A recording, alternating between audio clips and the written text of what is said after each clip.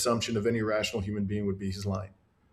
And he's lying about Iran's military capabilities. Just to give you an example, he said the entire Navy was obliterated. And what did Iran do in retaliation for an attack on one of its civilian vessels? It seized a Greek-owned vessel, cargo ship in the Strait of Hormuz, and one that was linked to Israel. Actually boarded them and took them to the coast of Iran. It has been confirmed by the U.S. corporate media that Iran inflicted much more damage on the U.S. military bases during this war of aggression than even the Trump administration had been prepared to admit. In addition, Iran has recently released video of its underground missile cities, which seem very well stocked. They paraded in Tehran a few nights ago a missile launcher with some Khorramshahr-4 missiles on it. These are the multiple warhead missiles that they used extensively against Israel. Even U.S. military experts are acknowledging that Iran has thousands and thousands of ballistic missiles and drones left. And they have a Navy, and they have an Air Force. They have all sustained damage, but this is a very, very potent military. And last thing I'll say about this is that if it were true that Iran was defenseless, then why did the United States and Israel stop bombing it? Does anybody think that they did that out of the goodness of their hearts? Are these kind people? Are they merciful? No, they stopped bombing it because they couldn't take the pain that Iran was inflicting on them any longer. So how is it that they fell so far off their projections, or were no projections taken into account actually by Trump and Bibi? Well, no one should underestimate the incompetence of these people and the arrogance of these people. There were many of us, I was one, but countless people, geopolitical commentators in the alternative media, who were saying before this war was launched that it was going to be a disaster for the United States and Israel. This is widely understood by anybody who was looking at the evidence.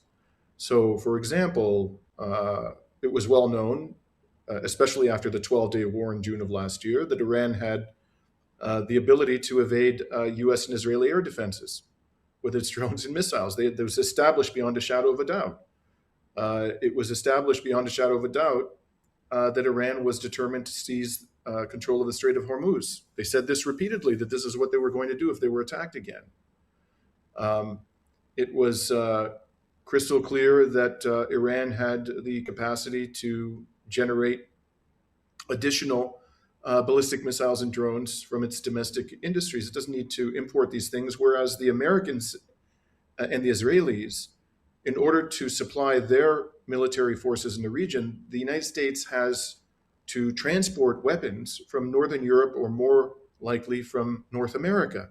So they have these huge supply lines, whereas Iran's missile stocks and drone stocks are right there at the center of the war. So they have a massive logistical advantage, the Iranians.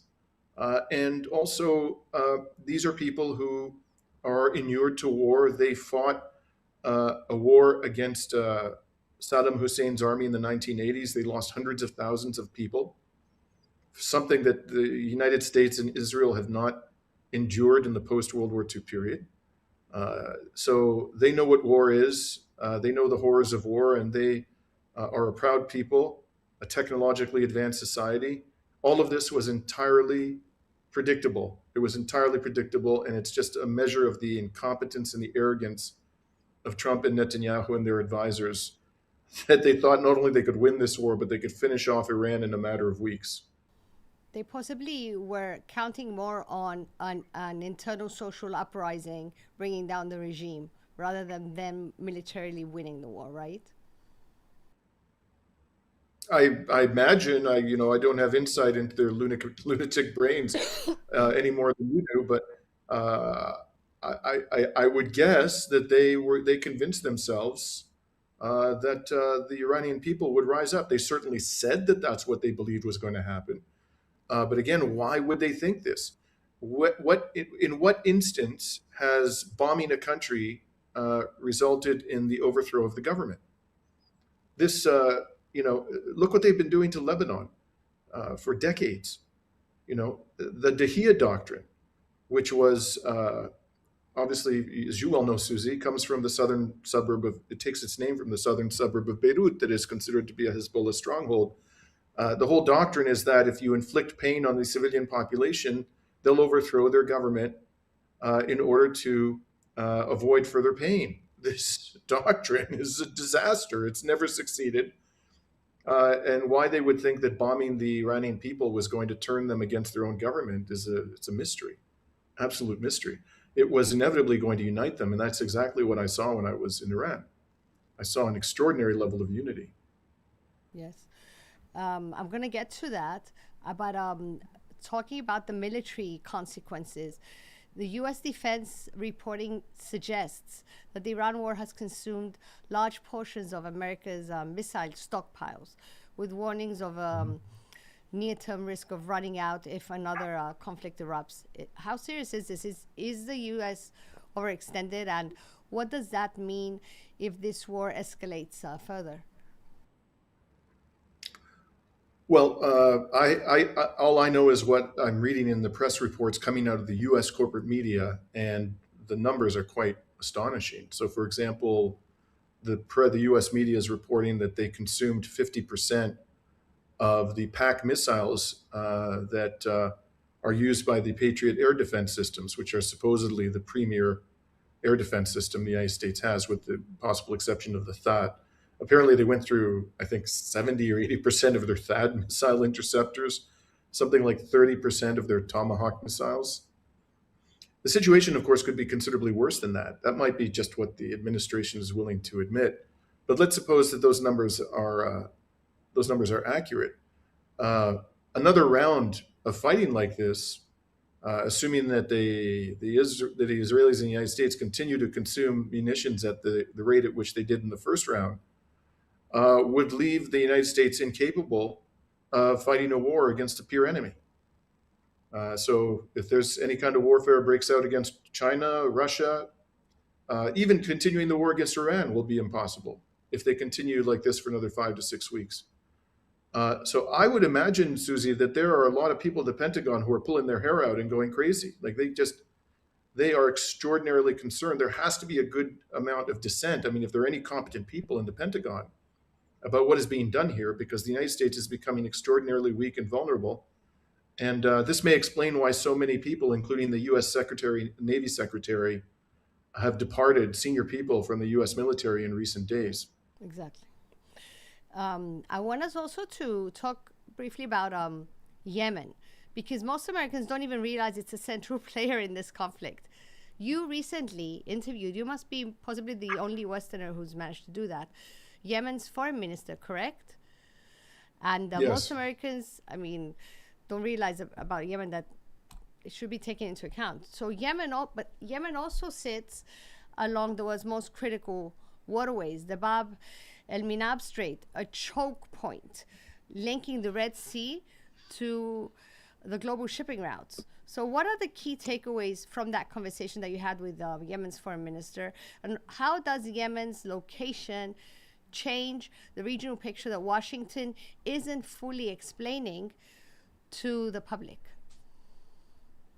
Well, this strait, the Bab el Mandeb Strait, is one of the 4 or 5 most important maritime choke points in the world because of the volume of commercial shipping that goes through there.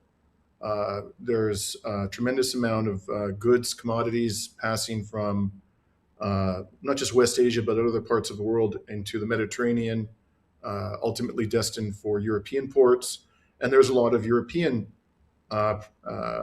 many European goods that are exported through the Suez Canal and then past the Bab el Mandeb Strait to Asia and Africa. So it's extremely important. I wouldn't say it's as important to the global energy supply as the Strait of Hormuz, but it is comparable in importance to the Strait of Hormuz in many other respects. And there's no question that Ansar Allah, the Yemeni forces, are eminently capable of closing it down. It's remarkably simple to put a stop to commercial maritime traffic through a narrow choke point like that. Because these vessels, these large cargo ships and tankers, they're very slow moving. They're, especially the tankers, highly combustible. They're passing close to the coastline of a potentially belligerent party.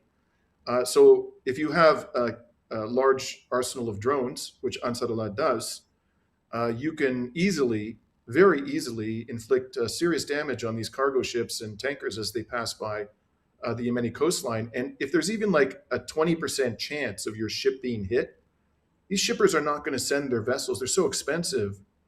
And the insurers are either not going to insure them or are going to dramatically escalate the premiums, and it becomes economically prohibitive for these ships to operate through that strait. So it's something that's very simple to do. And I asked the Yemeni foreign minister, "Are you prepared to close down the Bab el Mandeb Strait again?" And the first thing he said, which was he corrected me, and he was right to do so. They never actually shut it down completely. What they did was they selectively blocked vessels that were associated with Israel or the United States from passing through the state, and they did it quite effectively. And he said it's not our intention to shut it down completely.